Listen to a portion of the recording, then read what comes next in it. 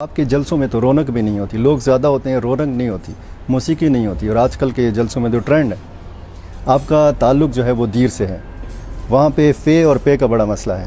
تو آپ سے ہم جاننا چاہیں گے کہ دنیا فانی ہے یا پانی ہے؟ میرے حلقے میں الیکشن ہو رہا تھا، مجھے پہلے ہی بتایا گیا تھا کہ آپ کے بارے میں یہ طے ہوا ہے کہ آپ اس بار اسمبلی میں نہیں ہوں گے۔ آپ کی ٹوپی ہمیشہ ترچی ہوتی ہے، ٹیڑھی پہنتے ہیں آپ، اس کی وجہ کیا ہے؟ ایک کام بھی نہیں کر سکے، اس لیے تو اب ان کا بیانیہ محدود ہو گیا ہے، ایک کاغذ تک، ایک خط تک۔ تو کیا کبھی سوچا جماعت اسلامی نے کہ انتخابی سیاست سے ہٹ کے ہمیں دعوت کی طرف صرف آ جانا چاہیے؟ اپنی نشان اور اپنے جھنڈے کے ساتھ الیکشن میں حصہ لیں گے۔ یعنی عام ووٹر تو میرا خیال ہے کہ آپ کو ووٹ نہیں دے رہا، کیونکہ آپ سینٹ میں 1 ممبر، قومی اسمبلی میں 1 ممبر، آپ کی صوبائی اسمبلی میں یہاں پہ 3 ممبران ہیں۔ ایک جو ترانہ بڑا پاپولر ہے، آپ کو بھی بڑا اچھا لگتا ہے، وہ سراج الحق ہمارا، سراج الحق ہمارا، وہ آپ کو اچھا لگتا ہے؟ وہ جو اسفندیار صاحب کے ساتھ جن لوگوں کا رابطہ تھا، کبھی ان لوگوں کا آپ کے ساتھ نہیں رابطہ ہوا براہ راست؟ بسم اللہ الرحمن الرحیم۔ السلام علیکم ناظرین، آج میں المرکز اسلامی پشاور میں موجود ہوں۔ ہم آج انٹرویو کرنے جا رہے ہیں امیر جماعت اسلامی پاکستان جناب سراج الحق صاحب کا۔ سراج الحق صاحب کا کردار، ان کی شخصیت سے آپ بخوبی واقف ہیں۔ پاکستانی سیاست میں ان کا ایک اہم مقام ہے، اہم نام ہے، اور جماعت اسلامی کی ایک تاریخ ہے۔ جماعت اسلامی کی موجودہ جو سٹرگل ہے، جو موجودہ حالات میں جد و جہد ہے، وہ بھی کسی سے ڈکی چھپی نہیں ہے۔ سراج صاحب بہت شکریہ، مہربانی، آپ نے ہمیں وقت دیا۔ میں نے آپ کو آپ کی نوجوانی میں دیکھا تھا، بہت کمزور سے تھے، اور آج بھی ماشاءاللہ اسی طرح کی صحت ہے آپ کی۔ ایک سوال جو بہت زیادہ آپ سے ہوا بھی ہے، اس کا جواب بھی آپ نے بارہا دیا ہے، آپ کی ٹوپی ہمیشہ ترچی ہوتی ہے، ٹیڑھی پہنتے ہیں آپ، اس کی وجہ کیا ہے؟ بسم اللہ الرحمن الرحیم۔ آپ نے بہت عجیب سوال کیا کہ آپ کو میں نے نوجوانی میں دیکھا تھا اور آپ بہت کمزور تھے۔ تو نوجوانی میں تو آدمی کمزور نہیں ہوتا ہے، البتہ یہ کہہ سکتے کہ جیسے تھے ویسے ہیں۔ جی بالکل، جسمانی طور پر شکریہ۔ ماشاءاللہ آپ کا ایک قد ہے، ایک وزن ہے آپ کا۔ میری والدہ نے بس ایسے ہی میرے سر پہ ٹوپی رکھی، اور اس کے بعد مجھے یہ عادت ہو گئی، اور آج تک پھر وہ رحلت بھی کر گئی۔ تو میں جب بھی ٹوپی رکھتا ہوں تو میری ماں مجھے یاد آتی ہے۔ اور کیوں ٹیڑھی کیوں رکھی تھی سر کے اوپر؟ بس اس کا ایک واقعہ تھا کہ میرے گاؤں کا نام کاکس ہے، کاکس، وہاں برف پڑتی تھی، اور اسکول ہم سے خاصا فاصلے پر تھا، اور ہم سویرے سویرے جاتے تھے اور پھر شام تک واپس آتے تھے۔ تو اس دن برف بھی ہوئی تھی اور میرے جوتے بھی نہیں تھے، تو میں نے بالکل انکار کیا اسکول جانے سے، اور ماں سے میں نے کہا کہ جب تک میرے لیے جوتے نہ ہوں میں نہیں جاؤں گا۔ تو اس نے بس گلے سے لگایا، پھر میری ٹوپی اٹھا کر میرے سر پر ایسی رکھ دی، ٹیڑھی رکھ دی، اور مجھے کہا کہ آپ جاؤ، لوگ آپ کے پاؤں کی طرف نہیں دیکھیں گے، آپ کے سر کی طرف دیکھیں گے۔ اور میں نے مزید کچھ نہیں سوچا، بس میں اسکول چل پڑا، اور واقعی استاد آئے تو وہ بھی میرے ٹوپی کی طرف دیکھ رہے تھے، اور بچوں نے بھی میرے جو ہم عمر تھے ٹوپی کی طرف۔ بس وہ دن اور آج کا دن کہ میں ایسی ہی ٹوپی رکھتا ہوں۔ اور وہ کون سا لمحہ تھا جب آپ جماعت اسلامی سے متاثر ہوئے تھے؟ یہ تو میں 8ویں کلاس میں تھا کہ امتحان کے حال سے میں نکلا، تو کچھ لڑکوں نے پکڑ کر مجھے جمعیت کے اجتماع میں لے گئے۔ تو ادھر پشاور کے ایک نوجوان تھے، انجینئر بشیر، یونیورسٹی میں پڑھتے تھے، ان دنوں اسلامی جمعیت طلبہ کے ناظم تھے۔ وہ آئے تھے، انہوں نے ویسی بات کی کہ جس طرح ابھی آپ امتحان حال میں تھے اور استاد نے اعلان کیا کہ stop writing, the time is over, تو اسی طرح یہ دنیا ایک امتحان حال ہے، اور ایک وقت اعلان ہوگا کہ stop writing, the time is over, تو پھر آپ کا پرچہ آپ سے لیا جائے گا، اور پھر قیامت میں نتیجہ نکلے گا۔ جس طرح اس عارضی امتحان کا نتیجہ 3 مہینے بعد نکلتا ہے، تو اس کا نتیجہ بھی ادھر نکلے گا۔ وہ میرا پہلا دن تھا، تو میں متاثر تو ہو گیا، لیکن باقاعدہ باضابطہ جب میں شامل ہوا تو یہ کہ میرے والد صاحب نے کچھ ایلڈرز کو بلایا اور ان سے مشورہ کیا کہ اب یہ لڑکا جو ہے 8ویں کلاس میں ہے تو میں اس کو کیا بنا لوں، سعودی عرب بھیجوں یا کراچی بھیجوں. کچھ لوگوں نے کہا کہ سعودی عرب کے لیے تیار کرو، کچھ نے کہا کہ نہیں کراچی بھیجو. ایک نے مشورہ دیا کہ اس کو مستری خانہ میں بٹھا دو، اس لیے کہ مستری بہت کماتا ہے گاڑیوں کی ورکشاپ میں. ہاں ورکشاپ میں. تو میں بھی اس مجلس میں بیٹھا تھا، ہر ایک کی بات کو بہت غور سے سنتا تھا. تو ایک لمحے میں میں نے اپنے آپ کو سعودی عرب کے ایک صحرا میں کھجوروں کے باغ میں کام کرتا ہوا محسوس کیا. دوسرے لمحے میں میں نے ایک ٹرک کے نیچے کام کرتے ہوئے اپنے آپ کو محسوس کیا. ایسے میں ایک نوجوان ہے اور اس نے میرے والد صاحب سے کہا کہ ہمارے حوالے کر لے اور ہم اس کو پڑھائیں گے. میرے والد صاحب کو اس نے کنونس کیا اور پھر انہوں نے مجھے سوات بھیجا 1 مہینے کے ٹیوشن سینٹر کے لیے. اچھا. تو وہ 1 مہینہ جو تھا ان کے ساتھ گزارا سوات میں. بانڈی نما ایک مقام ہے، وہاں ہم کپڑے خود دھوتے تھے، کام خود کرتے تھے، کچن بھی خود سنبھالتے تھے نمبر پر.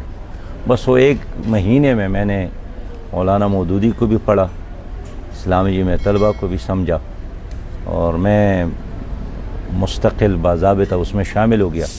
اور پھر جب تعلیمی دنیا سے فارغ ہو گیا تو پھر جماعت اسلامی جو ایک دینی اور پولیٹیکل جماعت ہے پھر اس میں شامل ہو گیا. یعنی آپ کے جو والد گرامی ہیں وہ نہیں وابستہ تھے کسی سیاسی جماعت سے، یا ان کا کوئی سیاسی پس منظر نہیں وابستہ تھے اس طرح.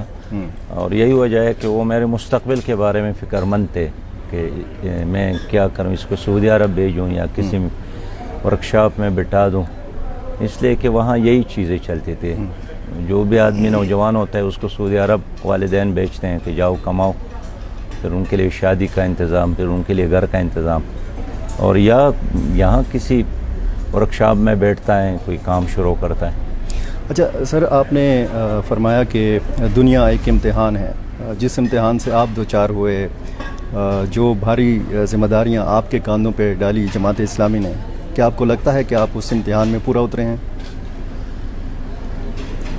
نہیں، کبھی بھی یہ احساس نہیں ہوتا ہے، بلکہ ہر دن ہر رات یہی سوچتا ہوں کہ جو ذمہ داری میرے اوپر ڈالی گئی ہے، میں جب رات کو تھک جاتا ہوں تو تھوڑا سا روحانی سکون ہوتا ہے، لیکن جس دن میری تھکاوٹ نہ ہو تو پھر مجھے شدید احساس ہوتا ہے کہ شاید آج میں نے وقت ضائع کیا.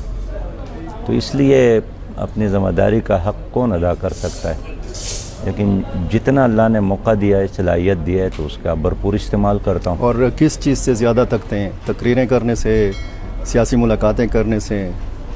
تھکاوٹ کس چیز سے ہوتی ہے زیادہ؟ دیکھیے، ایک تو سفر ہوتا ہے. اس طرح آج بھی صبح سے ہم نے سفر شروع کیا ہے اور کئی میٹنگز اٹینڈ کیے اور اب بھی آپ کے ساتھ بیٹھے ہیں.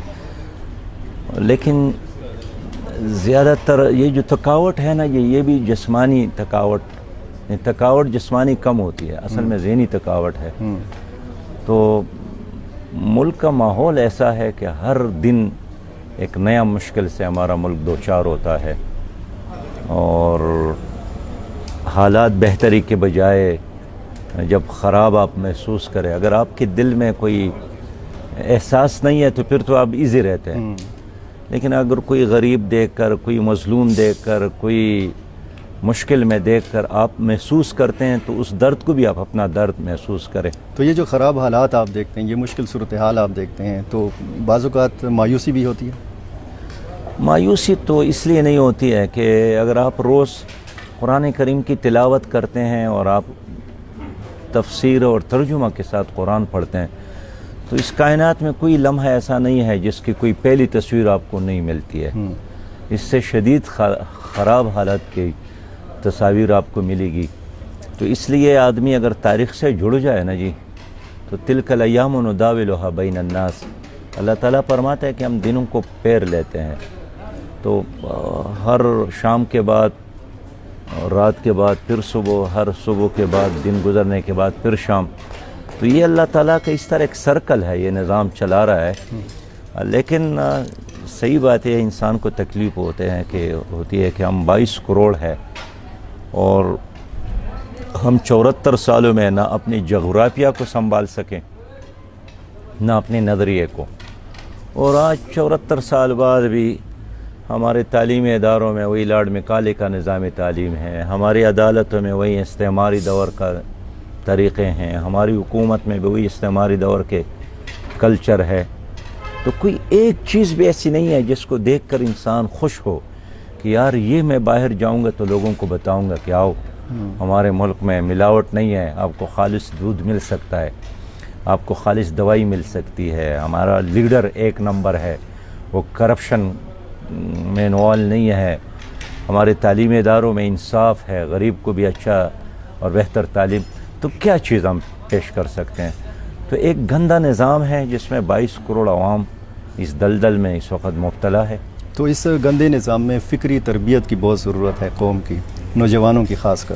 اس میں آپ کو کیا لگتا ہے کہ کون سا ایسا طریقہ اپنایا جائے کہ فکری تربیت بھی ہو اور قوم بھی صحیح سمت صحیح ٹریک کے اوپر چلنا شروع کریں؟ یعنی اگر ہم جماعت اسلامی کے حوالے سے بات کریں، ایک جدوجہد رہی ہے، ایک تاریخ رہی ہے، آپ کو کیا لگتا ہے کہ جماعت اسلامی کا گراف اوپر جا رہا ہے یا گراف جو ہے یہ متاثر ہوا ہے؟ دیکھیے، پہلا جو اہم کام ہے نا، وہ تو کسی بھی قوم یا فرد خاندان کے لیے وہ تعلیم ہے یا تعلیمی نظام ہے. اور اللہ تعالیٰ کا بھی جو پہلی وحی ہے وہ بھی یہی ہے کہ پڑھ، اقرا بسم ربک الذی خلق، اپنے نبی کو حکم دیا ہے. تو ہمارا نظام تعلیمی اس وقت بہت کنفیوز تھا. نظام تعلیمی تقریباً 21 اقسام کا نظام تعلیم یہاں پر ہے، 21 اقسام کا. اور سب سے بڑا ظلم تو یہی ہے کہ غریب کے لیے کچھ اور مالداروں کے لیے کچھ.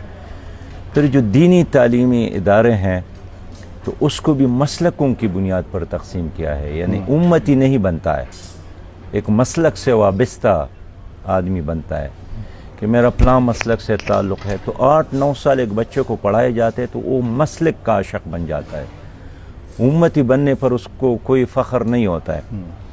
اس طرح اگر آپ سیاست کی طرف آئیں تو سچی بات یہ ہے کہ اگر آپ کے ساتھ کروڑ ہا اور ارب ہا نہیں ہے تو ٹھیک ہے، آپ سپورٹر تو بن سکتے ہیں لیکن آپ خود ایوان کا حصہ نہیں بنتے، اس لیے کہ پارٹی لیڈر آپ کو ٹکٹ تب دے گا جب آپ ان کو شورٹی دے دے کہ میں اتنا کروڑ خرچ کر سکتا ہوں.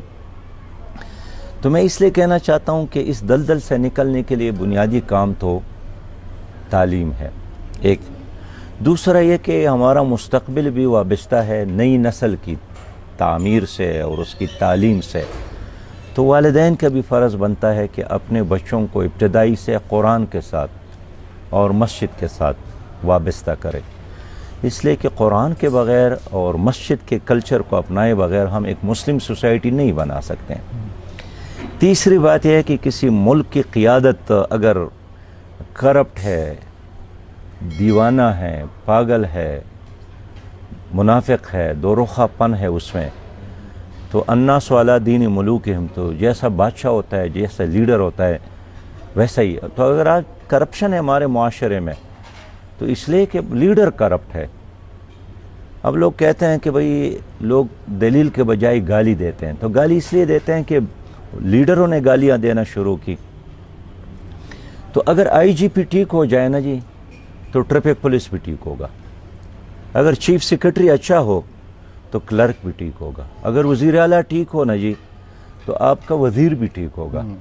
یہاں لوگ کہتے ہیں کہ اوپر کے لوگوں کے ساتھ حساب کتاب ہی نہ کرے، اور یہ قانون، یہ ٹریفک کے اشارے پر انتظار کرنا یہ غریب آدمی کے لیے، رکشے والے کرے گا، ریڑے والے کرے گا، رکشے والا.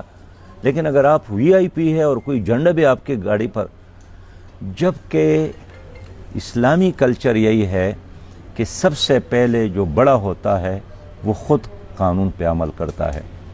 ہمیں یاد ہے کہ امام ابو حنیفہ کے پاس کوئی خاتون آئی، اس نے اپنے بچے کو پیش کیا کہ اس کو نصیحت کرے، گڑ زیادہ کھاتا ہے. اس نے ان کو کہا کہ آپ کل آ جائے. تو کل پھر آئی اپنے بچے کو گود میں لے کر، تو اس نے ان کو یہی کہا کہ بچے زیادہ گڑ نہ کھاؤ. تو عورت نے کہا کہ یہ بات آپ کل بتا دیتے، مجھے اتنا دور سے آنا پڑا. انہوں نے کہا کہ نہیں، کل میں نے خود گڑ کھایا تھا، جی جو کام میں نے خود کیا تھا میں کیوں اس کو کہہ سکتا تھا کہ آپ گڑ نہ کھائیں. تو جتنی بھی خرابی ہے نا، معاشرے کی مثال مچھلی کی طرح ہے. مچھلی دم کی طرف سے خراب نہیں ہوتی، یہ سر کی طرف سے خراب ہوتی ہے. تو یہاں لیڈرشپ چونکہ غلط ہے، اس لیے پورا نظام غلط ٹریک پہ جا رہا ہے. تو ہم یہی چاہتے ہیں کہ معاشرے کی قیادت ایسے لوگوں کے ہاتھوں میں آ جائیں جو خود بھی ٹھیک ہو.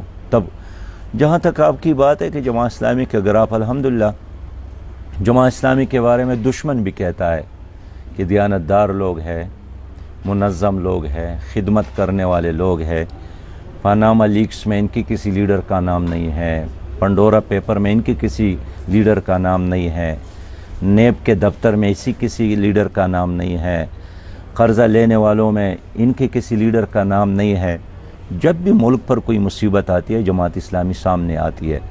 ابھی اس لمحے میں بتا دوں کہ 20,000 سے زیادہ یتیموں کی پرورش جماعت اسلامی کر رہی آغوش کے نام سے، اور بہترین قیام گاہ، بہترین تعلیمی ادارے، اور بچوں کو گلی اور سٹریٹ سے اٹھا کر پڑھایا ان کو، ان میں انجینئر بن گئے، ان میں ڈاکٹر بن گئے.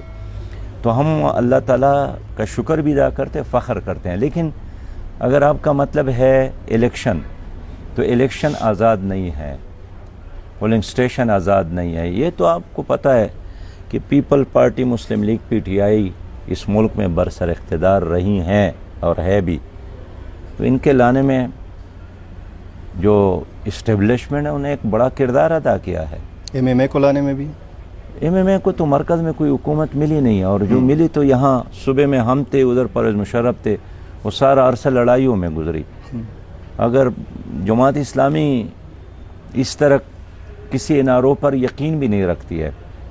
میں یہ کہنا چاہتا ہوں کہ نواز شریف صاحب کو بھی ان کی ڈھولی بھی لاہور سے اٹھا کر یہ لوگ اسلام آباد لائے، لیکن پھر جب ان کے دانت نکل آئے اور دانت دکھانا شروع کیا تو پھر ان کو سنبھالے نہیں سکے. اسی طرح عمران خان کو بھی چوک سے اٹھا کر وہاں لے گئے. تو میں اس لیے کہنا چاہتا ہوں کہ یہاں سیاست آزاد نہیں ہے، پیسے کا غلام ہے. اگر آپ کے پاس پیسہ ہے تو آپ ممبر بن سکتے ہیں. اگر آپ کا تعلق کسی land mafia, drug mafia, petrol mafia, diesel mafia کے ساتھ ہے تو بھی آپ بن سکتے ہیں. اگر آپ کا تعلق کسی ٹھیکیدار کے ساتھ ہے تو بھی آپ بن سکتے ہیں. جبکہ جماعت اسلامی میرٹ پہ ٹکٹ دیتی ہے، جمہوری جماعت ہے، لیکن انشاءاللہ شعور عام ہو رہا ہے، تعلیم عام ہو رہا ہے. ایک وقت ضرور آئے گا ایسا. اور آپ نے جو خدمات گنوائی ہیں یہ ساری چیزیں ایسی ہیں کہ جو نظر آتی ہیں. آپ نے نظام کی خرابی کی بھی بات کی، پیسے کا استعمال جو ہوتا ہے پاکستانی سیاست میں اس کا بھی ذکر کیا. یہ ساری چیزیں عام ووٹر کو کیسے سمجھایا جائے؟ یعنی عام ووٹر تو میرا خیال ہے کہ آپ کو ووٹ نہیں دے رہا، کیونکہ آپ سینٹ میں 1 ممبر، قومی اسمبلی میں 1 ممبر، آپ کی صوبائی اسمبلی میں یہاں پہ 3 ممبران ہیں.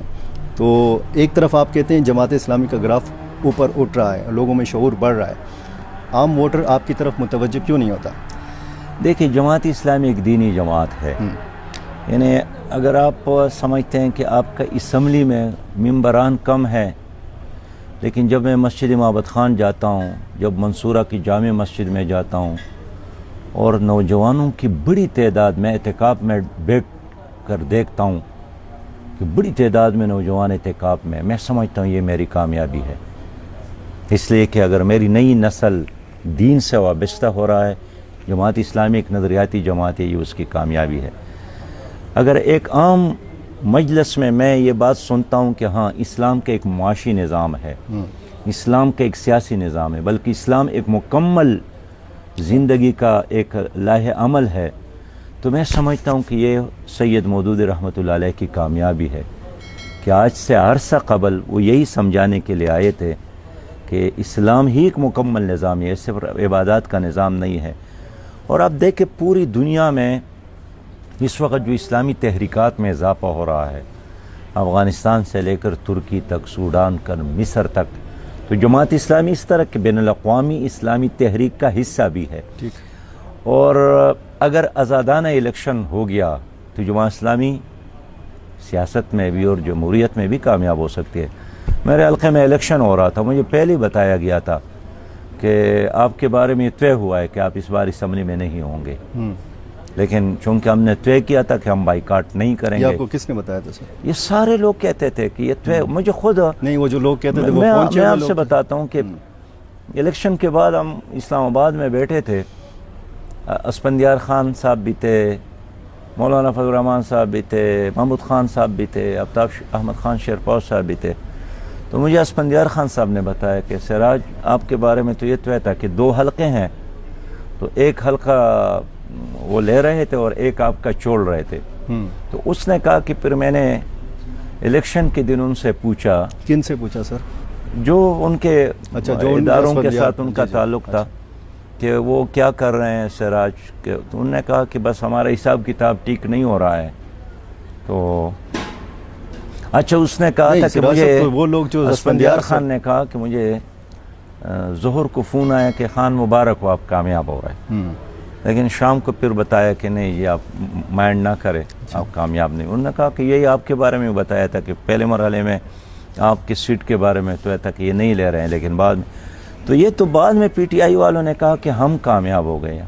کامیاب نہیں ہوئے تھے، کامیاب کیے گئے، کرایا گیا. سینکڑوں ان کے لیے، یعنی اس طرح پروپیگنڈے کے بڑے بڑے وہ چلائے گئے سلسلے. سر آپ نے وہ جو اسفندیار صاحب کے ساتھ جن لوگوں کا رابطہ تھا، کبھی ان لوگوں کا آپ کے ساتھ نہیں رابطہ ہوا براہ راست؟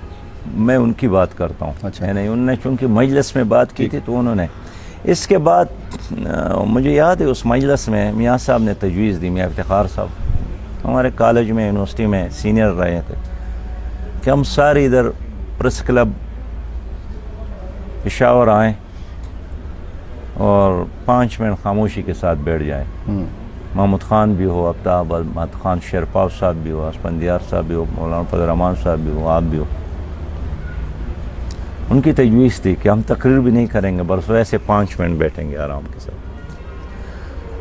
لیکن پھر ہم نے یہی سوچا کہ اس سے ایک ایسی آگ لگے گی اس ملک میں قوم پرستی کا، علاقہ پرستی کا، کہ جس کو پھر ہم خود چاہیں گے تو نہیں بجھائیں گے. اس لیے کہ اس پاکستان کے ساتھ ہماری محبت ہے، پاکستان ہمارا گھر ہے. یہ کچھ لوگوں کی غلطی کی وجہ سے ہم ملک کو خراب نہیں کرنا چاہتے. ہم نے وہ زہر کا گھونٹ پی لیا، وہ لمحہ ہم نے برداشت کیا.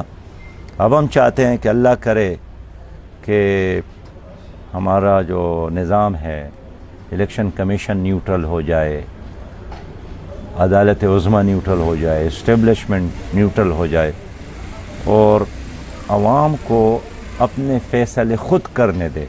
سر آپ امید ہے ہم فرماتے ٹھیک طرف جائیں گے. آپ فرماتے رہے ہیں کہ اسٹیبلشمنٹ جو ہے وہ کسی ایک سیاسی جماعت کی نہ ہو، وہ سب کی ہو، یہ فرماتے رہے ہیں آپ. یہ نہیں مناسب ہوگا یہ کہنا کہ اسٹیبلشمنٹ کسی کی بھی نہ ہو، بالکل مداخلت ہی نہ کرے سیاسی معاملات میں. رضا بھائی، میں تو یہی کہتا ہوں کہ نیوٹرل بن جائے. ایک قاضی کو بھی نیوٹرل ہونا چاہیے، الیکشن کمیشن کو بھی نیوٹرل ہونا چاہیے، ان کو بھی نیوٹرل ہونا چاہیے.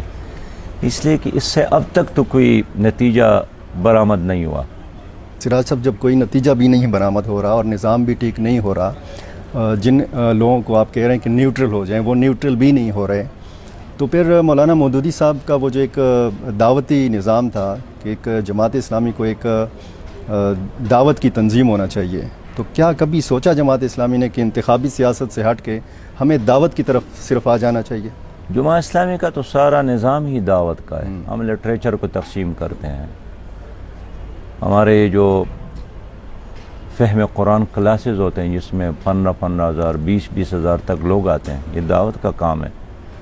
ہمارے جو شب بیداریاں ہیں، اسٹڈی سرکل ہے، اور تربیتی کنونشن ہے، شب بیداریاں ہیں، یہ سارا ہمارا دعوتی نظام ہے. لیکن جب تک کسی قوم کی سیاست ٹھیک نہ ہو، وہ قوم ٹھیک نہیں ہو سکتی ہے. ہم خیبر لا کالج میں پڑھتے تھے، ہمارے پروفیسر تھے فقیر حسین صاحب،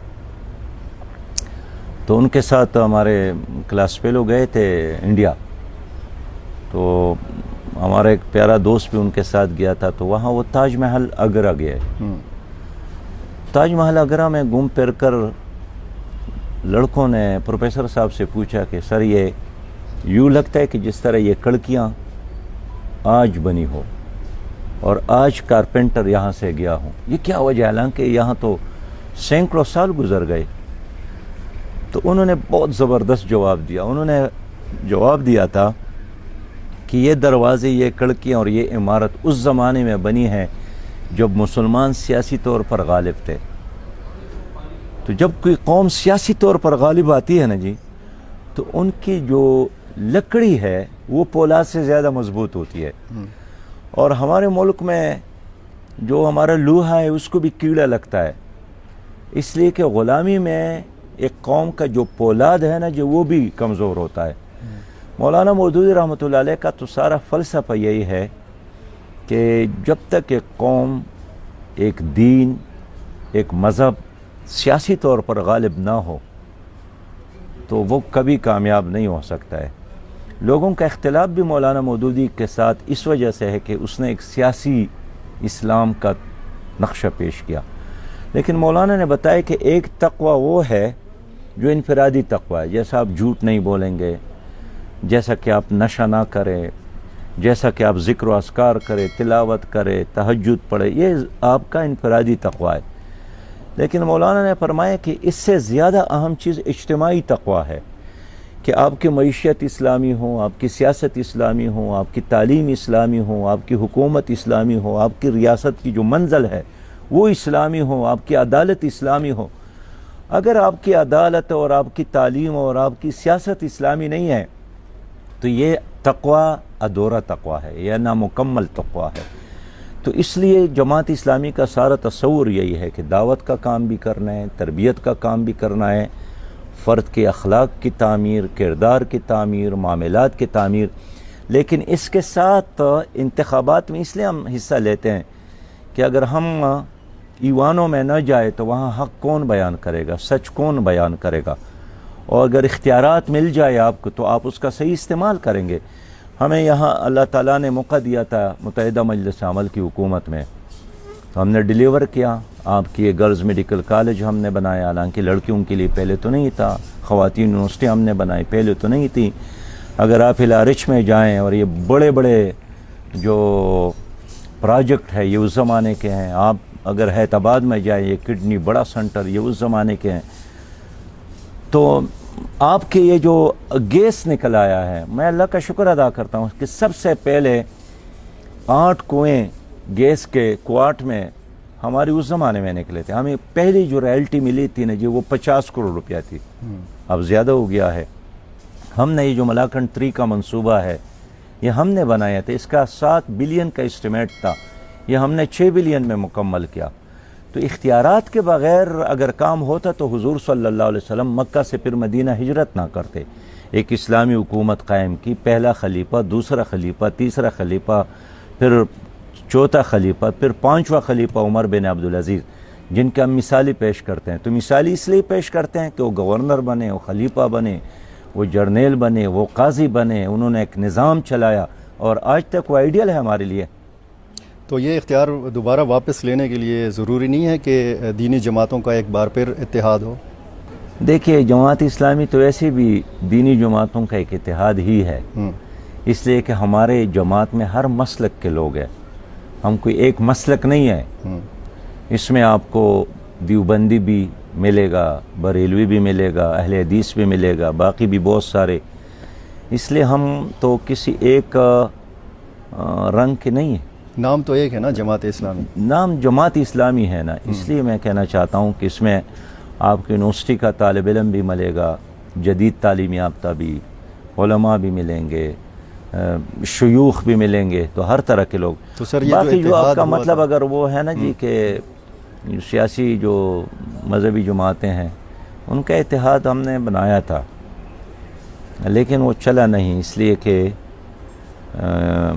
آپ کے ساتھ جو ایک انقلابی ایجنڈا ہے اس میں آپ تبھی اس پر عمل کر سکتے ہیں جب سٹیئرنگ آپ کے ہاتھ میں، اختیار آپ کے ہاتھ میں. اگر اختیار آپ کے ہاتھ میں نہیں ہے تو آپ تجاویز دیتے رہیں گے، اس پہ عمل نہیں ہوتا ہے. تو میں کہنا چاہتا ہوں کہ ہمارا کسی دینی مذہبی جماعت کے ساتھ لڑائی نہیں ہے. ہم سب کا احترام کرتے ہیں، ہم سب کے پاس آتے جاتے ہیں. کبھی بھی اخبار میں جلسے میں مذاق نہیں اڑاتے اور الزامات نہیں لگاتے ہیں، بری بات نہیں کرتے ہیں، ایک اچھا لحاظ سب کے ساتھ ہے، لیکن طے یہی کیا ہے کہ ہم اپنے منشور اور اپنی نشان اور اپنے جھنڈے کے ساتھ الیکشن میں حصہ لیں گے۔ ٹھیک، اور پی ڈی ایم کا آپ حصہ نہیں تھے، لیکن یہ جو ہوا، حکومت تبدیل ہوئی اور اس کے بعد کچھ خبریں ایسی آئیں کہ آپ کا اور جماعت تحریک انصاف کی قیادت کا آپس میں کوئی رابطہ ہوا ہے یا رابطہ کرنے کی یا ملاقاتیں کرنے کی کوششیں ہوئی ہیں، تو آئندہ آنے والے انتخابات میں ہم یہ کہہ سکتے ہیں، اس امکان کا اظہار کیا جا سکتا ہے کہ جماعت اسلامی اور تحریک انصاف کی سیٹ ایڈجسٹمنٹ ہو سکتی ہے، انتخابی اتحاد ہو سکتا ہے؟ دیکھیے پی ٹی آئی کو تو بھی ہم نے دیکھا نا، آپ نے بھی دیکھا، پوری قوم نے دیکھا، اور پوری طرح حکومت کی، کوئی مشکل بھی ان کے سامنے نہیں تھا۔ پی ڈی ایم کا نام آپ لے رہے ہیں، پی ڈی ایم نے ان کا ساتھ دیا، پیپلز پارٹی نے ان کا ساتھ دیا، اسٹیبلشمنٹ نے ان کا ساتھ دیا، عدالتوں نے ان کا ساتھ دیا، نیب، ایف آئی اے، سارے ادارے ان کے ساتھ تھے، لیکن سچی بات یہی ہے کہ کچھ نہیں کر سکی، ایک کام بھی نہیں کر سکے۔ اس لیے تو اب ان کا بیانیہ محدود ہو گیا ہے ایک کاغذ تک، ایک خط تک، اس لیے کہ بتانے، دکھانے، بیان کرنے کے لیے کوئی اور کام نہیں ہے۔ اگر ہوتا تو ضرور، پی ڈی ایم کو بھی ہم نے ایک بار نہیں بار بار دیکھا ہے، اور اس وقت بھی پی ڈی ایم کی حکومت تو ہے نا جی، وہ کیا کر رہی ہے؟ جہاں پی ٹی آئی کا وزیر خزانہ شوکت ترین اور اسد عمر صاحب اور حماد صاحب اور حفیظ شیخ صاحب سجدہ ریز تھے، اسی آئی ایم ایف کے چوکٹ پر ابھی جناب مفتاح اسماعیل صاحب سجدہ ریز ہے۔ اردو کا شعر ہے کہ میر کیا سادہ ہے بیمار ہوئی جس کے سبب، اسی اتوار کے لونڈے سے دوا لیتا ہے۔ یہ 22واں پروگرام ہے آئی ایم ایف کا، پہلا پروگرام نہیں ہے۔ ہر حکومت نے اپنی عوام کو یہی دھوکہ دیا کہ بھائی یہ قرضہ لے رہے ہیں، وہ قرض لے کر الو تللو پر خرچ ہوتے ہیں، عیش عشرت پہ خرچ ہوتے ہیں۔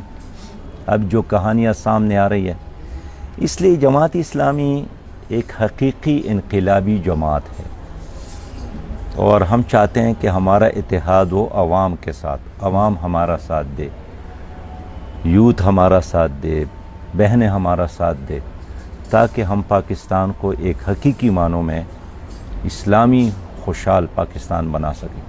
تو آپ کے جلسوں میں تو رونق بھی نہیں ہوتی، لوگ زیادہ ہوتے ہیں، رونق نہیں ہوتی، موسیقی نہیں ہوتی، اور آج کل کے جلسوں میں تو ٹرینڈ ہے۔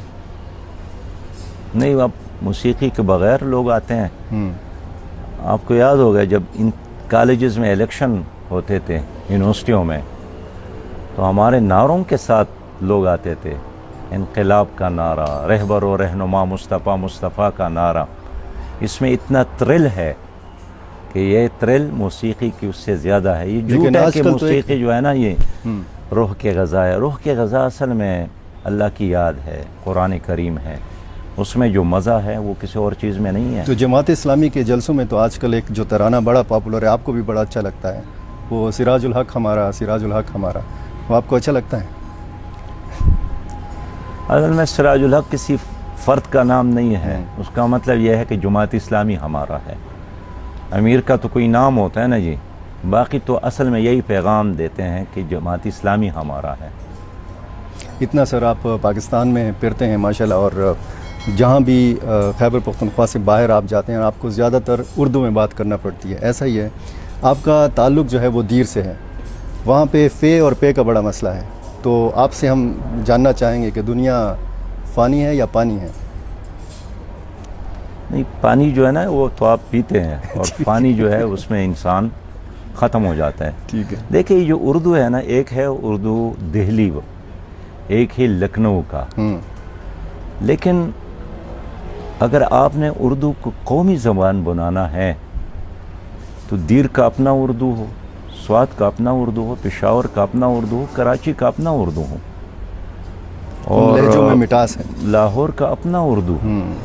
اگر آپ نے اس کا جو قالب ہے وہ اتنا تنگ بنایا کہ نہیں جو اردو ہے وہ وہی ہے جو بابا عبدالحق بولتے تھے، نہیں، پھر یہ اردو نہیں چلے گا۔ یہ تبھی بین الاقوامی زبان اور ایک قومی زبان کے طور پر قابل قبول ہوگا جب اس میں پشتو بھی شامل ہو، سرائکی بھی شامل ہو، گجری بھی شامل ہو، پنجابی بھی شامل ہو، سندھی بھی شامل ہو، بلوچی بھی شامل ہو، تب یہ اردو پاکستانی زبان بنے گی۔ اب یہ آپ اردو کے ساتھ سازش کر رہے ہیں یا مداخلت کر رہے ہیں اردو میں؟ میں اردو کے خلاف سازش نہیں کر رہا ہوں۔ میں چاہتا ہوں کہ آپ کو یاد ہوگا جب یہاں MMA کی حکومت تھی تو ہم نے اردو کو سرکاری زبان بنایا تھا، یہاں سارا فائل ورک جو ہے وہ اردو میں تھا۔ جب میں سینٹ میں گیا تو میں نے قرارداد پیش کیا تھا جو متفقہ طور پر منظور بھی ہوئی کہ جو CSS کے ایگزام ہے وہ اردو میں ہو۔ اس کا فائدہ یہی ہوگا کہ 31 لاکھ سے زیادہ طلبہ دینی مدارس میں پڑھتے ہیں، وہ بھی کمشنر بن سکتے ہیں، وہ بھی ڈپٹی کمشنر بن سکتے ہیں، وہ بھی سول سروس کے امتحان میں شامل ہو سکتے ہیں۔ لیکن مجھے افسوس ہے کہ اس پہ عمل نہیں ہوا۔ اللہ تعالیٰ نے ہمیں موقع دیا تو ہم اردو کو سرکاری زبان بنائیں گے۔ قومی زبان تو ہے بھی، لیکن برائے نام اس کو جب تک سرکاری زبان نہ بنا لے۔ اب دیکھیں نا، عدالت نے بھی فیصلہ دیا ہے نا کہ اردو زبان کو اپنایا جائے، لیکن اس کے اپنے فیصلے بھی انگریزی میں ہوتے ہیں، اور یہ فیصلہ بھی انگریزی میں ہوا، اور یہ فیصلہ بھی انگریزی میں ہوا۔ تو میں اس لیے سمجھتا ہوں کہ ہماری ریاست اور ہماری حکومت با اختیار لوگ اردو کا مذاق اڑاتے ہیں، اس لیے کہ ذہناً غلام لوگ ہیں، غلام ابن غلام لوگ ہیں۔ ایک آزاد قوم کے لیے اپنی زبان ہونی چاہیے۔ بہت شکریہ سیاض۔